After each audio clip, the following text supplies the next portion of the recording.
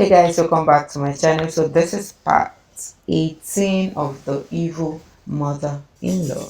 You need to start from part 1. This is not the kind of story it starts from the middle, start from the very beginning.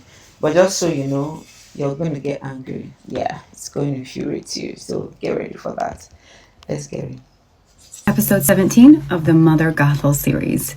This is my third time trying to post this video. I got my first TikTok violation.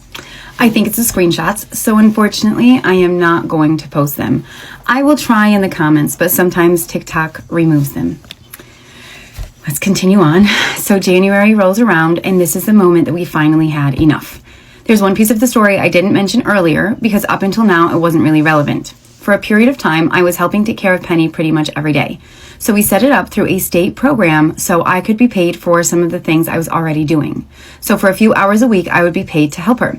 But the rest of it was just me. It didn't change the situation, it just made it official. If anything, it made things harder because it was one of the reasons I didn't just walk away when everything got bad. Because walking away didn't just mean ending a relationship, it was leaving her without someone helping her. During the worst of the fights, there were conversations about me stepping back. Well, she would always use it against me, telling me she didn't need me anymore, thus taking away my source of income. But she always changed her mind the next day. Every time we talked about it, we ended up coming to the same conclusion. She didn't have anyone else, so I'd keep helping her. And most of the time when I was there, she was sleeping, which was probably for the best. So we kept it in place. At this point in January, things were calm. There was Christmas. Afterwards, we went to the movies. We weren't fighting. There wasn't some big blow up happening.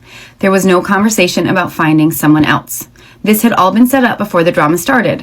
So imagine my surprise when I started getting notifications that I had been removed as her caregiver. She went behind my back and replaced me with Kieran.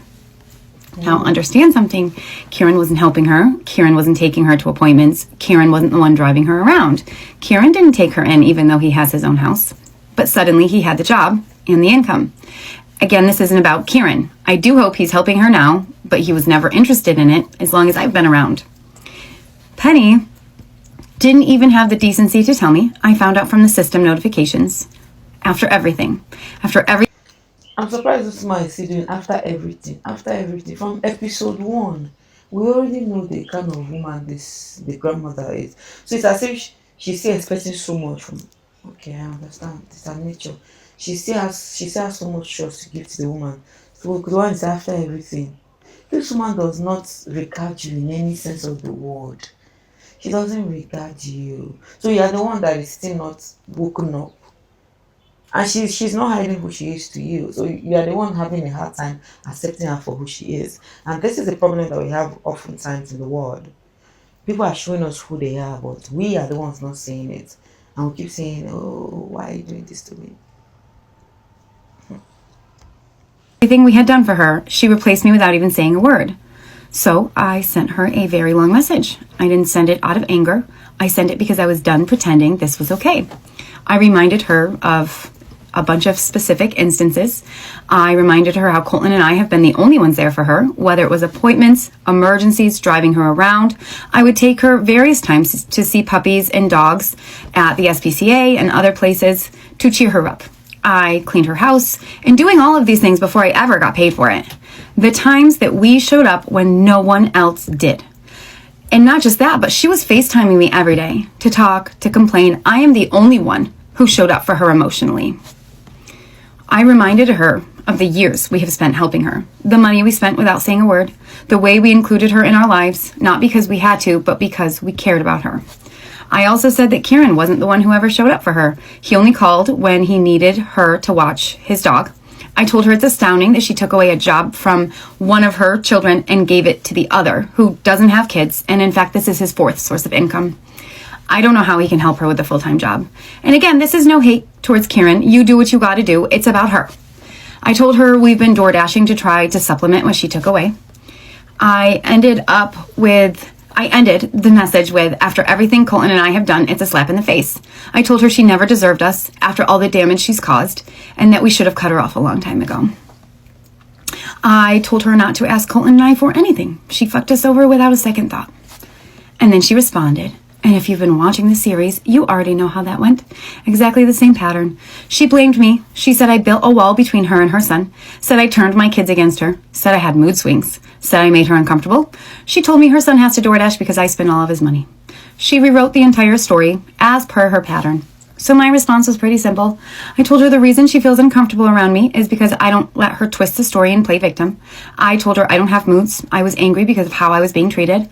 I told her again that she should consider therapy because everyone can benefit from it, and that avoiding accountability clearly wasn't helping anything. Then I made something very clear. I have never used my kids as a weapon. I never cut her off from them. They live here. They saw everything that happened. She just doesn't like that Everly is getting older and she has her own thoughts and feelings about what she witnessed. And that wall between her and Colton, that didn't come from me. That wall was built over time by her actions. And then I addressed the comment about door dashing. Yes, we have been door dashing. She took away my job. We still have bills to pay. We provide for our kids, so we do what we have to do just like everyone else. There's nothing shameful about working. What's shameful is taking from someone and then criticizing how they recover. So I told her we were done. Engaging in conversations built on rewritten history, and her final response was simple. She said she didn't want someone like me in her life and to leave her alone. So that's exactly what we did. And that was the moment that everything almost finally ended. Not because of one fight, not because of one argument, but because of years of manipulation, blame, and rewriting history. I finally understood that you can show up for someone over and over, and they will still make you the villain. And at some point, you stop trying to change the story and you just walk away. Unfortunately, I struggle with being empathetic. Every time she did something that hurt me, I'd give it a few days, calm down, and eventually let it go. Not because it was okay, but because my kids left her. So I swallowed it so they could still have their grandmother. Even now, sometimes I catch myself thinking maybe I should let her see them again. Then I stop myself because she could fix this if she wanted to. She could reflect. She could apologize. She could see a therapist. She makes her choice every day. I see a therapist. She's helped me a lot. Honestly, I think everyone could benefit from therapy. But Penny doesn't want to do that. She wants to pretend she hasn't done anything wrong. And I will never understand having an ego so big you can't apologize to your own child. The moment that things really started changing for me was when her behavior started affecting my kids. Because I can take a lot when it comes to myself, but when it reaches my children, that's where I stop putting up with it. That's when we started creating distance. Visits became less frequent, maybe every few weeks, maybe once every other month. And before she came over, I would check in with my kids and ask if they even wanted to see her. Because at that point, it's not about forcing a relationship. It's about making sure they felt comfortable and safe. And when she did come over, the visits were shorter, more structured, just more intentional. And by this point, there's no confusion. Colton and I know exactly who she is. She knows what she's done. She knows what happened. She made these choices and continues to make these choices every day. She won't acknowledge it. But more importantly, Colton and I are on the same page about what we are no longer willing to accept. Nothing we say is ever going to change her, and we are done trying. At some point, and it took us a long time to get here, it stops being about understanding someone who refuses to see what they've done and starts being about protecting your peace and your children's. And that's where we are. I would do anything for my kids, including apologize to them, including swallowing my pride, but not Penny. So it took her about a month for her to reach out to Colton. So there will be another episode where we Honestly, guys, when you're listening to stories like this, it sounds easy or looks simple. Like if it were me, I would have done this. No, why are you not doing this? It's so easy for us to point out where she went wrong. This woman, you've known her for so long. Why are you still surprised? Even though there's that. So, but like what I mean is, it's so easy when you're listening to it. To do this, until you start living it, until you start wearing the shoe, then you now realize that life is not straight like that.